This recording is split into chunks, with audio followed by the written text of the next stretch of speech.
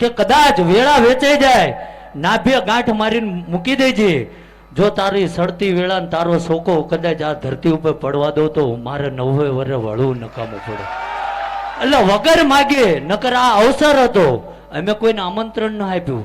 આમંત્રણની રાહ જોવો ને એ આપણા ના હોય ભાઈ, વગર આમંત્રણે. મેં કાલે જ મને યાદ આવ્યું હતું, કીધું ગોવિંદભાને, પણ મેં કીધું એની પરીક્ષા લઈ લેવી કે જો કદાચ એનો ભાવ હોય તો વગર બોલાય આવે તો માનું. અને કદાચ એકવાર આંખું બંધ કરીને મારા ઠાકરે ભરોસો મૂક્યો હોય ને, એક દુનિયા ગમે એટલા બંડલા વેરી દે તો એનો વિમાન વેચાય નહીં ભાઈ. એટલે ગોવિંદભાઈ રાખ્યા છે ને રાખી જાણશે. જે જેવા ભાવે આયા છો, ધર્મ કર્મ રેણી કેણીનો રામ છું ગોવિંદભા. જ્યાં લગીને તમારી રેણી કેણીમાં ભાવમાં કભાવ નહીં આવે તો મારો કે મારા ઉમડે દુબળા જ કોઈ નહીં આવે. પણ એવી અધીરાઈ ના લાવતા કે તમે નાની એવી સપટી હાથ ધરીને ઉભા હોય અને મારો હુપડું આપવું હોય તો એ નાનો પડે. એટલે એવું ના કહું કે મેં દાદા આગળ જઈને લાંબો હાથ કર્યો તો મેં કહી ના આવ્યું કે એ ઘરે પાક ને તો હુપડું ભરીને આપી દે, ખાલી તારી લાયકાત રાખજે. એટલે હવનું હારો ઠાકર બોલે છે. અને મેં તો કાલે તે રમણ ભમણ થઈ ગયું અડધો કલાકમાં. એટલે દાદાને મનથી, હું એવું નથી કહેતો કે દાદાએ પરચા પૂર્યા હું ચમત્કારી, કારણ કે મતી અને ભૂદેવે મારા અનુષ્ઠાન વચ્ચે ચાલતું હતું તારે એમને એક શબ્દ વાપર્યો હતો, મરકડ. એટલે મને એમ થયું મરકડ શું હોય છે સંસ્કૃતમાં, પણ યાદ રહી ગયું કે આ માકડું કહેવાય એમ. એટલે માકડા જેવાય ઘણા આ ધરતી ઉપર હોય. એટલે આપણને વધુ તો કહેવું નથી, પણ જે ભાવે આયા છો, જે લાગણી, કદાચ કોઈને કોઈ કારણસર ના આવવાનું, કોઈ નોકરી ધંધામાં આટવાનું, તો મારો ઠાકર એવું કહે છે કે સદાય તમારી લાજ રાખી અને રાખવાની. કારણ કે ધૂણીને કોઈ દાડો બીવડાયા નહીં, બીવડાવવું એ મારા લોહીના સંસ્કાર નથી. સમજ્યા? કારણ કે 90 વર્ષની જોડી એને તો બહુ લાંબુ ગણિત માંડ્યું હોય છે કે સમય વખત જેવો આવે, પણ મારી વસ્તી છે અને વસ્તીનું સદાય તારે જતન કરવાનું છે અને એ મારેથી થશે તા લગીન કરીશ. એટલે હવનું સારું, હું મારો રામ બોલે છે, હવની લાજ મારો ઠાકર રાખશે. ભોળોનાથ મારી કુળદેવી રાજી છે અને બધાની મરજી છે. તો ચારેય બાજુ પાણી ભર્યું છે. આટલો બધો વરસાદ હતો, ઠાકરને એવું કીધું કે અધ વચ્ચે આદરીને ત્યાં વસ્ત્ર ખેંચ્યા.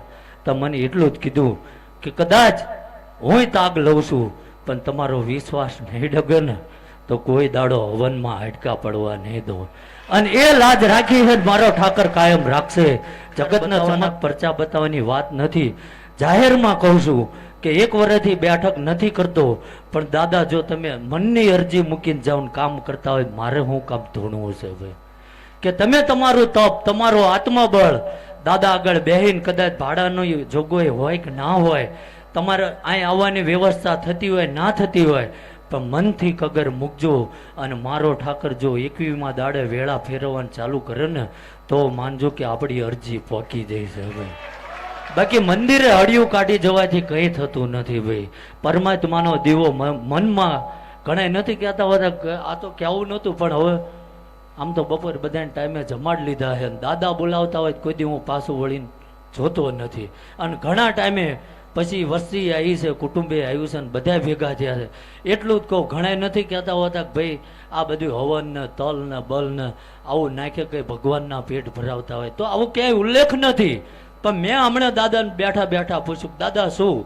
તો કે માણા તમે જો ઘરમાં ચોખા હોય, ઘઉં હોય, તો એને કંઈ મુઠ્ઠીઓ ભરીને બુકડા માર્યા ભૂખ જતી રહે, બની જાય છે.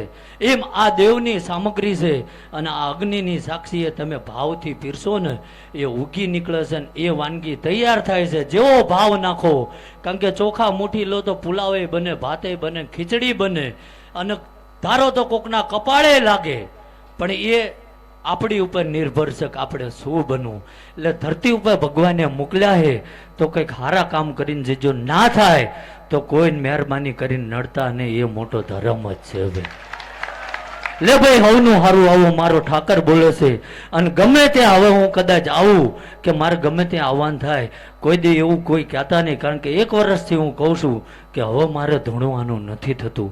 એટલે હવે કદાચ મારા ઠાકર આગળ જે પ્રતિજ્ઞા કરી છે કે ધૂણવું નથી, ભજન કરી લેવું છે. જો તારા ખાતામાં પડ્યું હોય અને તારી ભાવનાથી જોડાયેલો હોય અને વાતો વીટળાઈ ગયો ને ગમે યાર એટલા કિલોમીટરનો વાટો હોય અને તું ઘોડે પલાણ ના નાખ તો મારી ભૂવા એટલે હવનું સારું થશે ભાઈ. અને હજુ દાદાની મરજી છે તો આવા દાદાના આજ્ઞાથી ભોળાનાથની મરજીથી આવા શુભ કાર્યો થશે. અને બ્રાહ્મણોએ જે કંઈ એમને આવડ્યું એ કાલાવાલા કર્યા, દેવને રાજી કર્યા, પણ બધાની કદાચ ઝીણી મોટી ભૂલ્યું હશે. પણ મારો ઠાકર એવું કહે છે કે બધાનું હસતા માટે હું લઈને જતું રહું છું.